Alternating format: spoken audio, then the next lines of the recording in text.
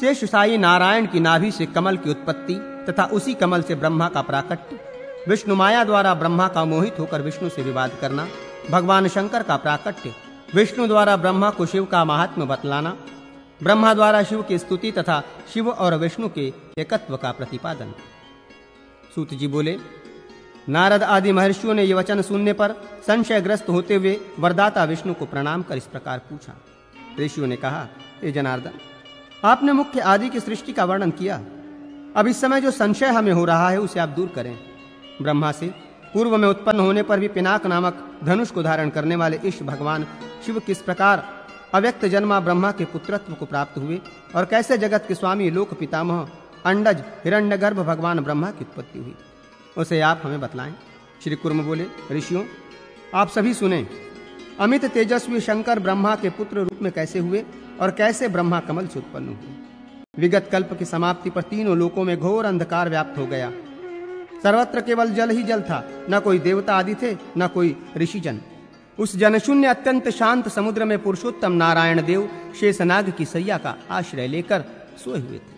हजारों सिर, हजारों नेत्र, हजारों चरण, हजारों बाहु वाले होकर वे विद्वानों के चिंतन के विषय रूप सर्वज्ञ, पीत वस्त्रधारी, विशाल नेत्रों वाले, नीले बादल के समान वर्ण वाले, महाविभूति स्वरूप योगियों के हृदय में निवास करने वाले योगात्मा नारायण जब किसी समय शेष शैया पर शयन कर रहे थे, तब उनकी नाभि से लीला करने के लिए दिव्य अद्भुत तीनों लोकों का सार रूप एवं स्वच्छ कमल प्रकट हुआ। वो कमल 100 योजन विस्तार वाला, तरुण आदित्य के समान प्रकाशमान, पुण्यमय दिव्य गंध से संपन्न और कर्णिकाएं तथा केसर से समन्वित था।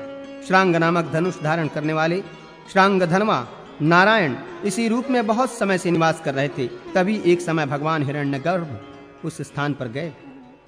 उनकी माया से मुग्ध उन विश्वात्मा ने उन सुप्त सनातन पुरुष को हाथ से उठाकर यह मधुर वचन कहा, हे पुरुष श्रेष्ठ, अंधकार से आवृत इस घोर निर्जन एकावर्णों में अकेले सोने वाले आप कौन हैं, मुझे बतलाएं। उनके इस वचन को सुनकर मेघ के समान गंभीर स्वर वाले गरुड़ध्वज ने हंसकर ब्रह्मदेव से कहा, ब्रह्मा जी, आप मुझे इस समस्त लोकों की उत्पत्ति एवं संहार करने वाला महायोगेश्वर एवं पुरुषोत्तम नारायण देव जाने। पर्वत और महान द्वीपों से युक्त 7 समुद्रों से घिरे हुए इस संपूर्ण जगत के साथ ही समस्त लोकों के पितामह ब्रह्मा जी, आप अपने को भी मुझ में ही देखें। ऐसा कहकर विश्वात्मा महायोगी हरि ने सब कुछ जानते हुए भी ब्रह्मा रूपी पुरुष से कहा, आप कौन हैं? तदनंतर वेदनिधि प्रभु भगवान ब्रह्मा ने हंसकर कमल की आभा के समान नेत्र वाले तथा मंद मंद मुस्काने वाले भगवान विष्णु को इस प्रकार कहा, मधुर वाणी में उत्तर दिया, मैं ही धाता, धारण करने वाला, विधाता, विधान करने वाला, स्वयंभू, स्वयं उत्पन्न होने वाला और प्रपितामह हूँ। मुझ में ही संपूर्ण विश्व स्थित है। मैं सभी ओर मुख वाला ब्रह्मा हूँ। सत्य पराक्रम से भगवान विष्णु ब्रह्मा का वचन सुनकर उनकी आज्ञा लेकर योग बल से ब्रह्मा के शरीर में प्रविष्ट हुए।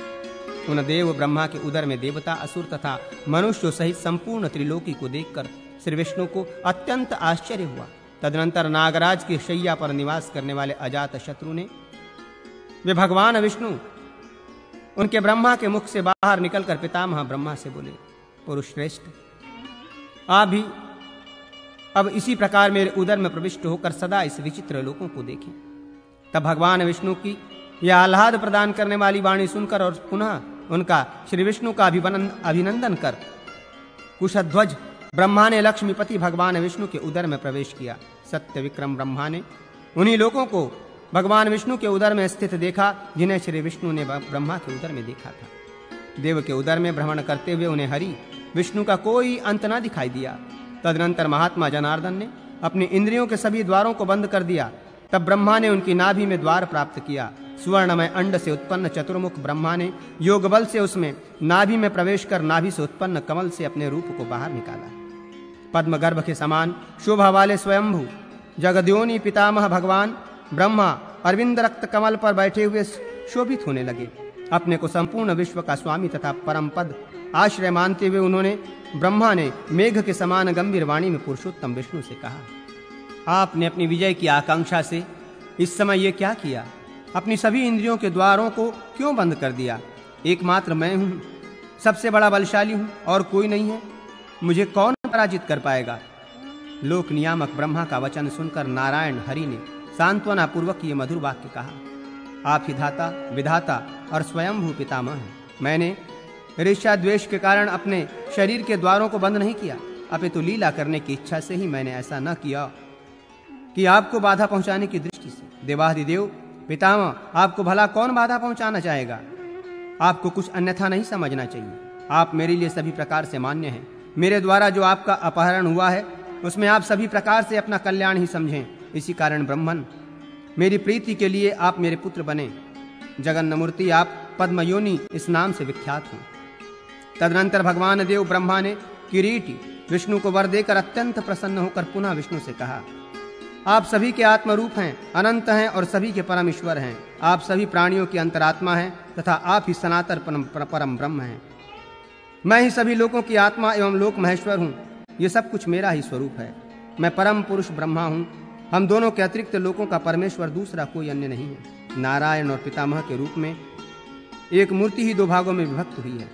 अनेक ब्रह्मा के द्वारा कहे गए ज्ञाने पर वासुदेव ब्रह्मा से इस प्रकार बोले, ये प्रतिज्ञा आपके विनाश का कारण बनेगी। क्या आप ब्रह्माधिपति योगेश्वर, अव्यय एवं प्रधान पुरुष ईशान शंकर को नहीं देख रहे हैं? मैं उन परमेश्वर को जानता हूँ। योगींद्र तथा सांख्य शास्त्र के ज्ञाता भी जिन महेश्वर का दर्शन नहीं कर पाते, आप उन्हीं अनादि निधन ब्रह्म की शरण ग्रहण करें। तदनंतर क्रुद्ध ब्रह्मा ने कमल की आभा के समान नेत्र वाले केशव से कहा, निश्चित ही आप अपने आप को वो परम अक्षर, जगत का एकमात्र आत्मरूप, ब्रह्मरूप परम पद शरण नहीं जान पा रहे हैं। हम दोनों के अतिरिक्त लोकों का परमेश्वर और दूसरा कोई विद्यमान नहीं है। आप दीर्घ निद्रा का परित्याग कर अपने आप को देखें, पहचानें। उनके ब्रह्मा के इस क्रोध युक्त वचन को सुनकर विष्णु ने कहा, हे कल्याण, इस प्रकार न कहें, वो उन महात्मा की निंदा है। ब्रह्मन, मेरे लिए कुछ भी अज्ञात नहीं है। मैं आपसे असत्य नहीं कह रहा हूं, किंतु ब्रह्मन, आत्मा से समुद्भूत समस्त विशेषों की हेमभूत परमेश्वर की माया ही आपको मोहित कर रही है। इतना कहकर भगवान विष्णु अपने आत्मरूप महेश्वर को उस सर्वोत्कृष्ट परम तत्व के रूप में जानकर चुप हो गए। तदनंतर ब्रह्मा के ऊपर अनुग्रह करने के लिए प्राणियों के परम ईश्वर, अपरियात्मा, असीम सामर्थ्य संपन्न हर भगवान शंकर वहां प्रादुर्भूत हो गए। उन अनंत भगवान शंकर के ललाट में नेत्र था। वे जटामंगल से सुशोभित थे। तेज के परम निधि से भगवान हाथ में त्रिशूल लिए थे।